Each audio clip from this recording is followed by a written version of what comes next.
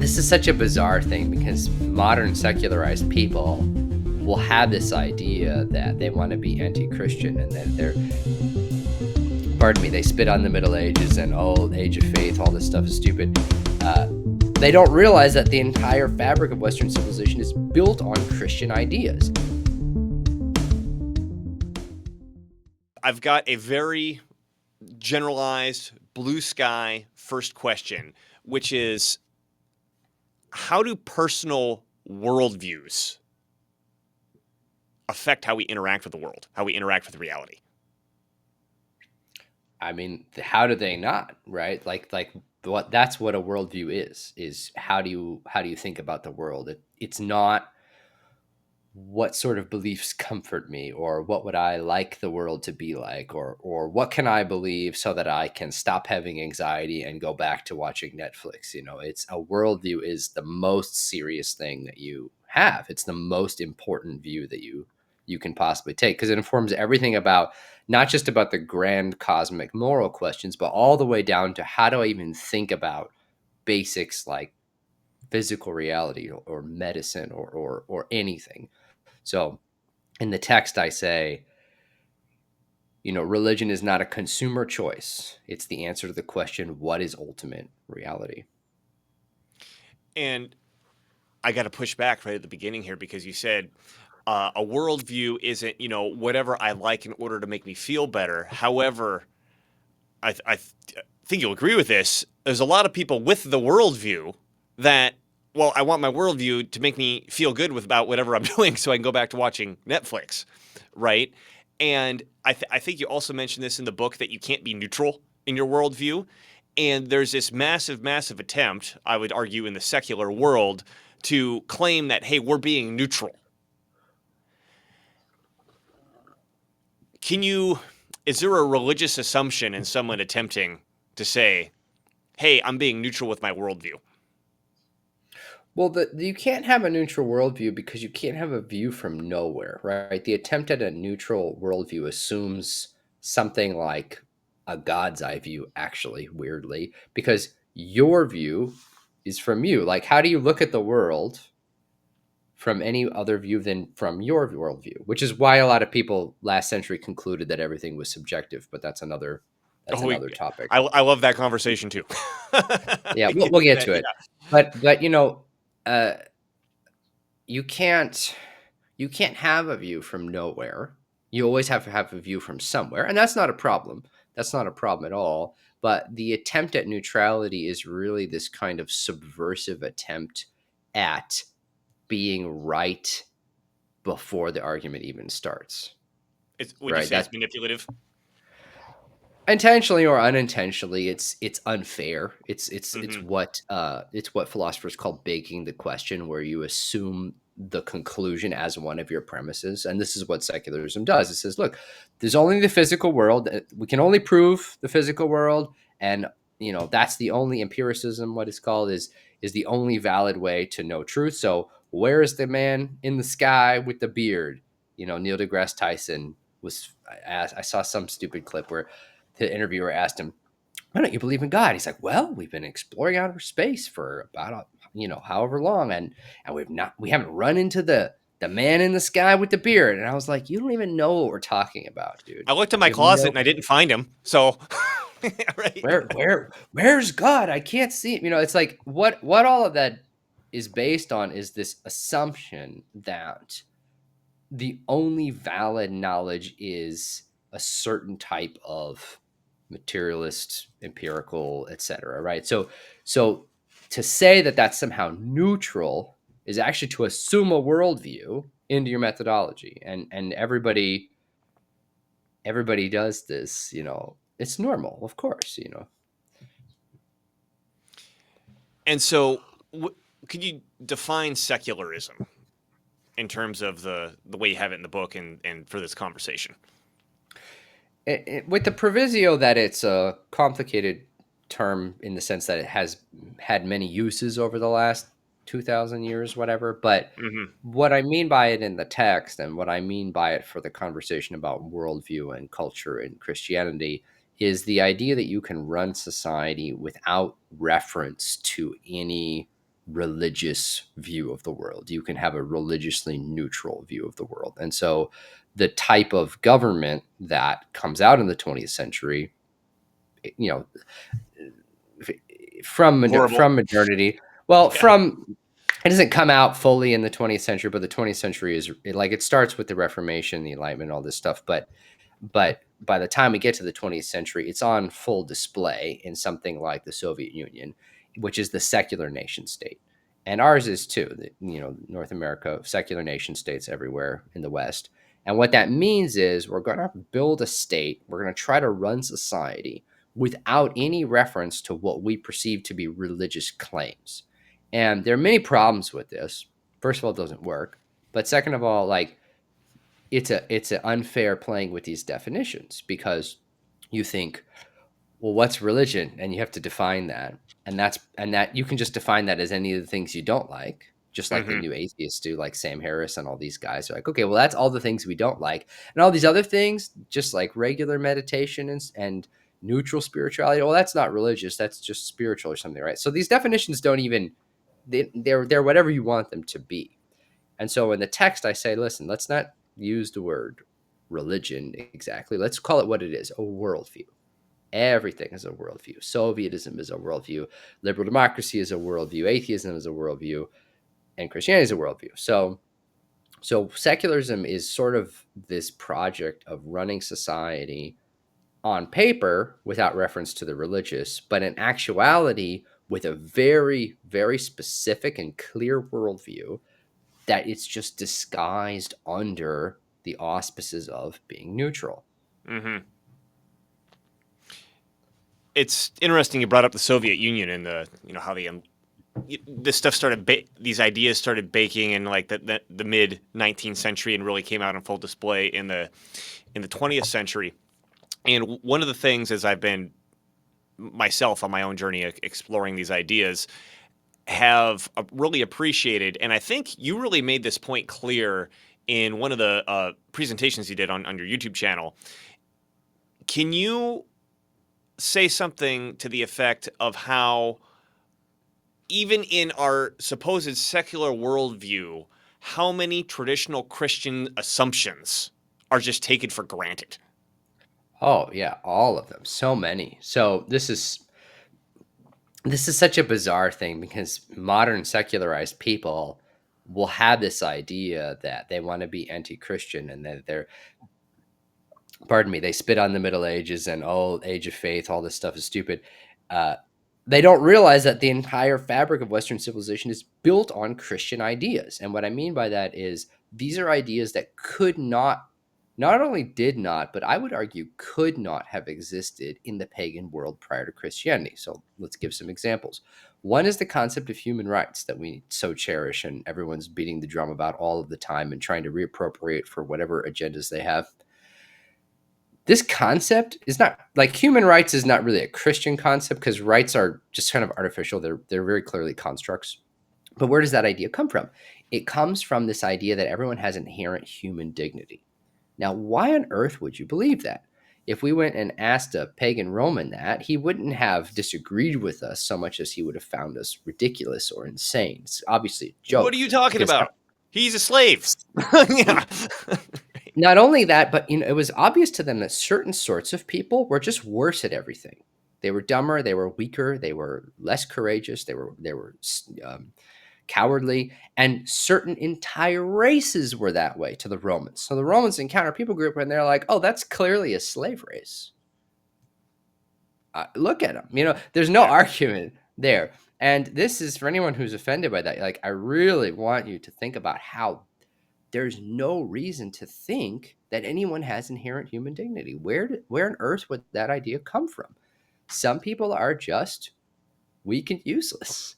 Now, Christianity says that's not a problem because we all have our inherent radical human dignity in Christ. Our identity is in Christ. And so when Christ joins human nature to divine nature, that radically lifts up all human beings, regardless of anything.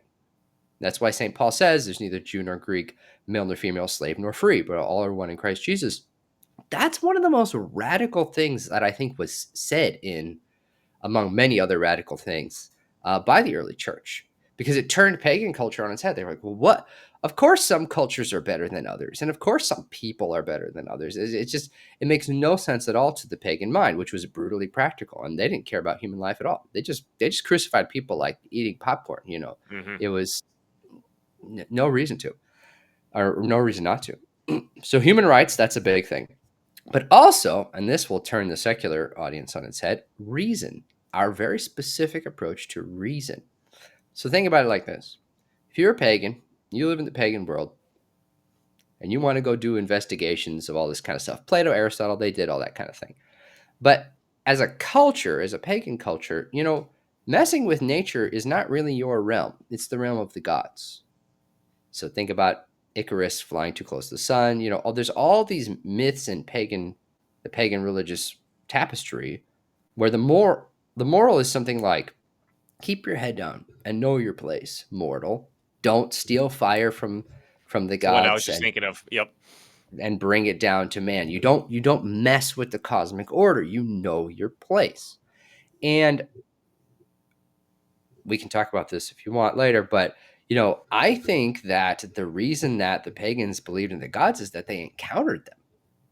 They encountered them and they were destroyed by them in various contexts, or oppressed by them. And so that means that the realm of nature is a difficult realm to just go investigate. You would never have this modern scientist idea that we're going to subjugate nature for man. Like, that's like very impious, actually, from a pagan perspective. Now, all this changes when Christ comes. What does he do? He vanquishes the old gods because they screwed up. They fell. There's a whole fall of the gods idea in early Christianity and in the text of the Bible. Christ kicks him out, and then man rules the earth instead. So I don't know. There's 12 Olympians, and then there's 12 apostles. There's something going on there. So now the earth is conquered by Christ, who is the Logos, who is reason itself. And so when Christendom sprung up in Europe as medieval culture, they invented the university system. Unity and diversity, because the idea was, we are going to organize all knowledge under one umbrella, on the assumption that the entire universe is the product of a single rational mind. So it's rational, it's understandable, it's clear. That rational mind, the mind of God, also loves us, so we can make these investigations, right? It's a totally different worldview about knowledge and reason and science, and it allowed for knowledge and reason and science to flourish. Literacy, scientific advancement, the university system itself, all products of Christian civilization, not of pagan civilization, as in the same way, to the same degree, or the same extent that we often think of it as. Well, and then it's funny. I mean, again, we're comparing like these secular people who are thinking that they're anti-Christian or some anti-religious or something along that effect, and they've assumed human rights. Like you said, the concept of rights is this more modern Enlightenment idea, but it obviously rested on this idea that we're all created in the image of God. Therefore, at some level, we're all equal, right? In the pagan Roman world, like you just said, it's like, if I can subjugate you, you're now my slave, and I'll prove it right now. Right? I'll subjugate you right now. You're my slave. What are you gonna do about it, right? And so, this idea that people were equal was, in any sense, would have just been like, I think not just weird, but just like absolutely offensive, particularly to the ruling elite of, I mean, in this case, Rome, but probably any aspect of the world. Like there was always some ruling elite that did its best to enslave whoever they could for their own personal material benefit. And for this idea to come along to say, no, hey, we actually shouldn't do that because we're all equal. I mean, talk about absolutely revolutionary. And now we're to the point in the modern Western world where we just assume that's true, and then turn around and say, oh yeah, but screw all this religion stuff that's old and from the past. And I mean, just one that always gets me, I think this is funny, is if you really reject all religious outlook, are you going to get married to more than one wife? Right? Because that was also a Christian idea, right? I mean, for most of the world, you could gather as many wives as you possibly could, subjugate, kill the man and steal the Even wives. the Yeah, even the great Old Testament guys. exactly. So for me, again, listening to it, like I had an idea of it, but listening to that presentation that you made, or I don't know if it was a class, if you had people in the room or whatever it was, I think it I was a pretty remember. old video. Just this idea of how radically transformative on a societal scale this, I'll use the word revolution, this Christian revolution was, to the point where even when we reject it, we're still taking a bunch of its assumptions because we can't even, like, they're just basic. like they've totally permeated the society. And Well, yeah. go ahead. Well, go ahead. No, I I was was gonna going to say switch the to the next question.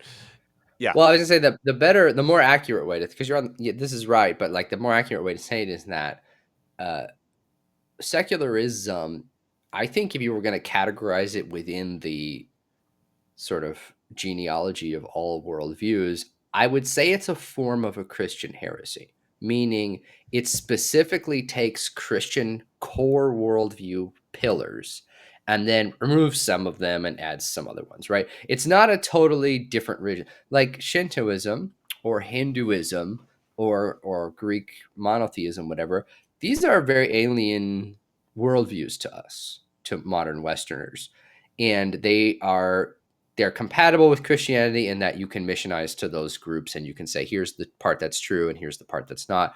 But secularism specifically is a Christian heresy in the sense that it's built on these Christian assumptions, and it's Hmm. only possible as a worldview in a post-Christian state. So that's why a lot of scholars call this a post-Christian era. We're not a non-Christian culture. We're a post-Christian culture, meaning we've inherited all these ideas and all this baggage from it. Yeah. Well, speaking of that baggage, and this is leading to my next question, which is obviously, I mean, this is, I got your book here. This is obvious from the Orthodox perspective, right? When we're talking about the West, depending on what date you want to give it, let's give it the traditional date. Was it 1054, just for the sake of argument?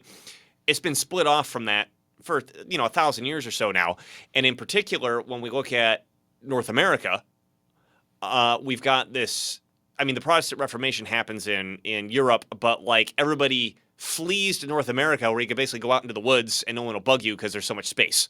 You can invent whatever you want. You can invent Mormonism, Jehovah's Witnesses, Seventh Day Adventists, and you can just go to Utah where there's nobody and mind your own business. So, in terms of, we're talking like Christian heresy because it's built on these pillars of Christianity and has moved away in some aspect. How do the, let's call it the modern Christians of, let's just stick with the United States for now, really err in, yeah, this is how I wanted to ask it, in approaching, let's be specific, in approaching the gospel itself? The meaning, like the text of the gospel, or just the sort of the concept of the gospel? Both. I would start with the concept. Sure. Well, modern American religions are at some, I mean, they're heresies. And I want to be specific about that in a technical sense. I don't want to be polemical. I'm not trying to yell at people. Right. What I'm Heresy comes from the same Greek word that the word eclectic comes from. So if you say, "Oh, I have a very eclectic taste in music," that means you kind of have a lot of random pick and choose sort of thing. And that's what a heretic is somebody who picks and chooses the parts that they like from the gospel rather than accepting the whole gospel. So I think that's even a very scientific description of what we see in the heritage of the religious traditions of North America, which is they have all taken this fabric and cut parts out of it and sewn on some parts here. A lot of these additional Mormon doctrines, or they've gone Unitarian. Unitarianism was a big deal in New England, so they take out the Hmm. Trinity, but they keep the Mass or something. I don't know. So this kind of picking and choosing thing your question's very broad because like, well, what's the problem with all of these different things? And the answer Well, is that they you pick had a and specific answer in the book. I okay. got that question there, Well, but answered but the every yeah. yeah, so they're picking and choosing, and they're reappropriating completely freely however they like. And the problem with that is that you're not taking the whole received tradition. You're instead deciding which parts you want and which parts you don't. Well, what's the assumption when you do that sort of method? The assumption is that me and my individual, either emotional or intellectual experience, have the capacity as an individual to discern truth by myself in a vacuum. That's sort of a quintessentially modernist Enlightenment Reformation premise. And it's not at all the methodology that the early church had. So they wanted to receive the tradition of the apostles.